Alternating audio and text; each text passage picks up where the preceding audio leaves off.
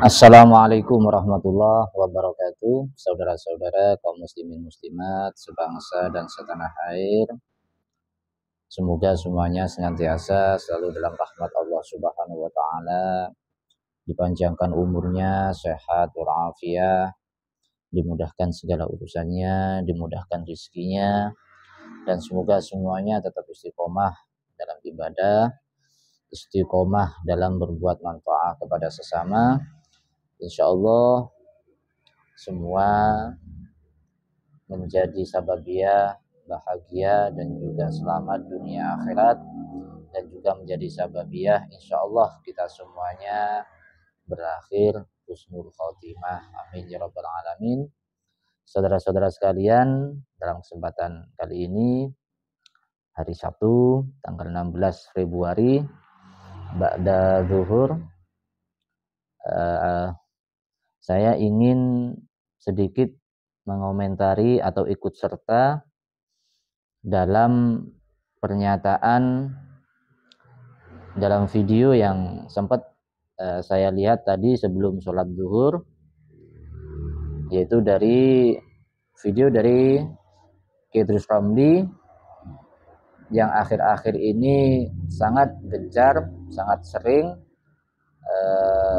yaitu menyajikan sebuah data baik kitab ataupun sejarah-sejarah Nusantara yang isinya yaitu dari para ulama-ulama yang meyakini dan juga menisbat nasab habaib, dan juga dari kitab-kitab yang dari imam-imam yang muktabar seperti Imam Nawawi, Imam Ibnu Hajar, dan semua yang mempunyai peran besar dalam Islam Ahlus Sunnah wal Jamaah, semuanya disajikan beserta kitab-kitabnya oleh Idrus Ramli.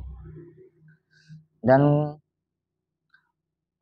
dalam waktu bersamaan juga, setelah saya lihat dari kemarin, setelah Idrus Ramli itu menyajikan hal-hal tersebut, saya melihat juga selalu ditanggapi dari beberapa konten-konten kreator, khususnya yang ikut atau dari pihak yang membenci para habaib, atau dari pihak yang bahkan membatalkan nasab habaib dengan bahasa-bahasa yang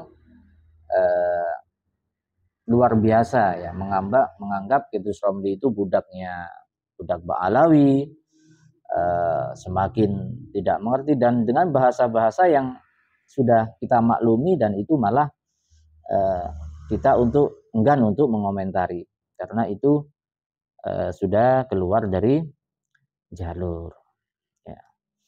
Yang ingin saya komentari atau ingin ikut berpendapat juga ya, tapi mohon maaf sebelumnya, yaitu kepada Kehanan yang selalu mengikuti pernyataan-pernyataan Idrus Ramli. Mohon maaf karena ini juga di media saya juga mengikuti beliau, dan beliau saya akui sebagai perwakilan dari Dzurriyyah Wali Songo, baik pernyataan secara pribadi ataupun membawa nama besar Dzurriyyah Wali Songo. Beliau ini adalah termasuk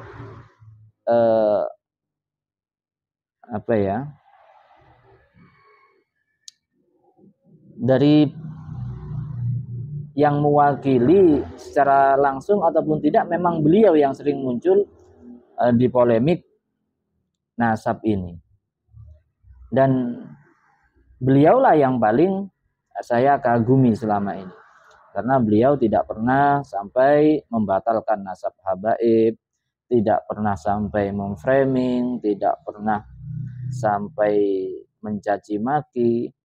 Beliau dalam standar keilmuan, dalam standar ilmiah, dan beliau sangat menjaga adab ya, sangat menjaga saling menghargai. Itu yang poin yang sangat saya terima dari Kiai Hanan hampir 1 tahun ini dalam polemik nasab. Tapi akhir-akhir ini beliau juga dengan gaya beliau, tapi menurut saya agak menggelitik ya. Beliau itu memang sangat pintar, sangat piawai ya dalam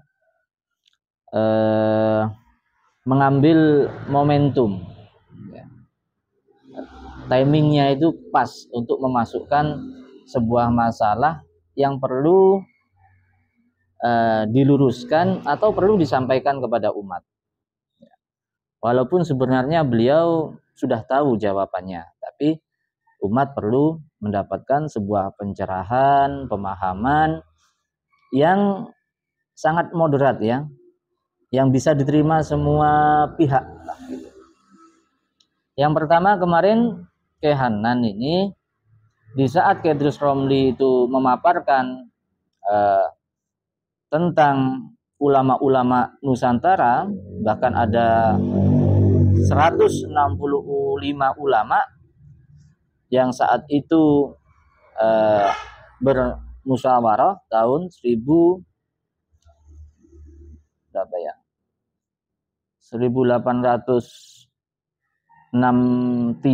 atau 1963 kemarin ya. Di situ bahwasannya memang Sadah Ba'alawi semua sudah sepakat bahwasannya itu adalah dzurriyyah Rasulullah, dan itu ada manuskripnya di kerajaan-kerajaan Nusantara, khususnya di Sumatera, dan itu juga menyatakan bahwa keturunan Wali Songo itu satu jalur dengan Ba'alawi, dan itu sudah disepakati sekaligus penjelasan tentang manuskripnya dan juga dengan kitab-kitab yang dicatat dalam berbahasa Arab, itu semua ditunjukkan oleh Kiai Idrus Romli. Dan saat itulah Kiai Hanan mengapresiasi atau berterima kasih kepada Kiai Idrus Romli. Awal-awalnya seperti itu. Dan saya juga luar biasa memang Kiai Hanan ini.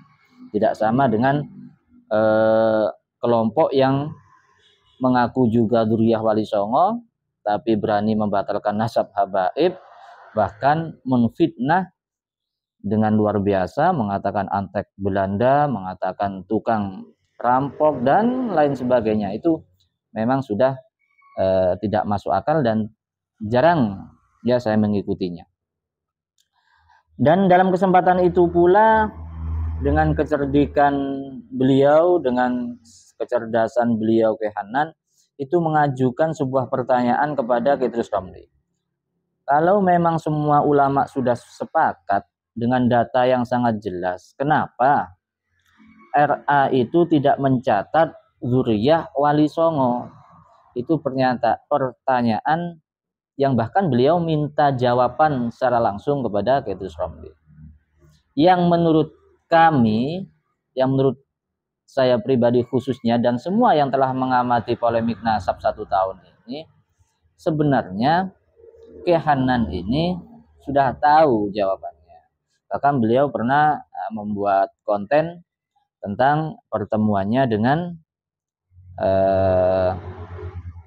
RA, dengan ketua RA yaitu Habib Taufik Assegaf.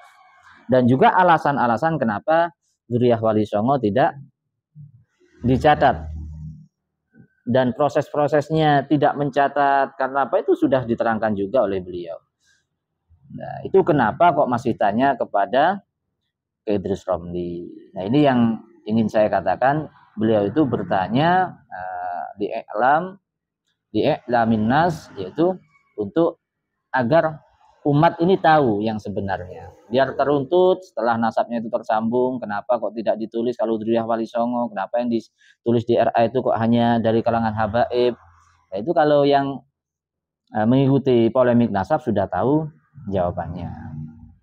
Dan mungkin itu kayaknya belum dijawab oleh Kiai Idrus Romli, atau sama Kiai Idrus Romli juga berpendapat bahwa beliau itu sudah lebih tahu.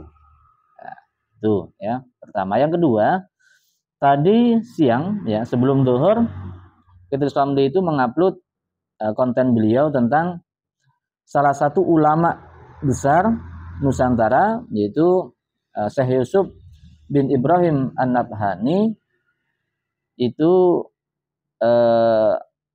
mengakui nasab habaib.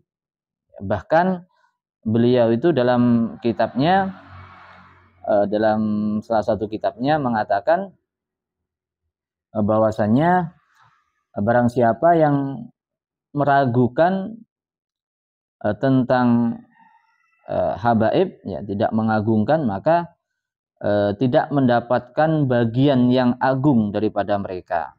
Ya. Itu di judulnya, itu judul dari konten Kedus Ramli itu orang Islam yang tidak mengakui atau tidak percaya kepada habaib, ya, pada Sadab Alawi, itu Islamnya abal-abal. Dan inilah yang barusan saya lihat sudah dikritik, ya, sudah di roasting oleh Kehanan, karena kata pengambilan diksi Islam abal-abal itulah yang dikritik oleh Kehanan. Karena menurut Kehanan ibarat Sadab Alawi itu dalam kehidupan umat Islam, katakanlah dicontohkan seperti orang-orang yang kaya-kaya, orang-orang yang mulia-mulia. Jadi kalau ada orang yang tidak mengambil manfaat dari kemuliaan Sadab Alawi, ya dia tidak mendapatkan bagian besar dari agama Islam ini, tapi dia tetap Islam. Seharusnya Kedus Romli, kata Kehanan, memaknai lafaz itu dengan seperti itu, ya. Karena Islam abal-abal itu bisa dikatakan Islamnya palsu. Gitu. Kenapa Kedus Romli itu mengambil diksi yang seperti itu? Ya sebenarnya walaupun Kehanan sendiri ya juga sebagai konten kreator juga, walaupun kiai luar biasa, diksi-diksi seperti itu ya memang perlu, sangat perlu dalam sebagai judul-judul konten. Dan itu pun juga menurut saya, pengamatan saya, Kedus Romli itu adalah seorang yang petarung, ya. Beliau itu berani, ya, petarung, bahkan dinamakan singa aswaja. Beliau itu sebagai singa aswaja. Ya itulah Kedus Romli. Nah itu bukan karena hanya mengambil diksi, hanya akal-akalan untuk sebuah judul saja, enggak. Karena itu sudah perlu diketahui bahwasannya Kehanan, ya, kelompok di belakang Kehanan yang juga mengaku Dzurriyyah Wali Songo itu bukan hanya tidak percaya, Kiai. Kelompok-kelompok Kiai Imad dan juga ada yang baru ini dari Pondok Unik Nusantara itu bukan hanya tidak percaya. Bahkan Kiai Imad bukan hanya membatalkan, tapi mengharamkan, membela, mempercayai nasab habaib. Kalau Kedus Romli itu hanya mengatakan Islam abal-abal, sebenarnya itu masih kurang tajam. Cuma bagi beliau itu sudah cukuplah untuk bisa membuat umat itu paham. Jadi kelompok-kelompok yang membatalkan, yang memframing, memfitnah luar biasa para habaib itu ya bisa dikatakan abal-abal, ya.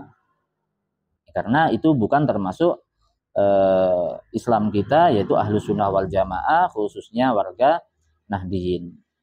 Dan itu bagi saya pribadi, saya menilai Kedus Romli sangat luar biasa, tetap dalam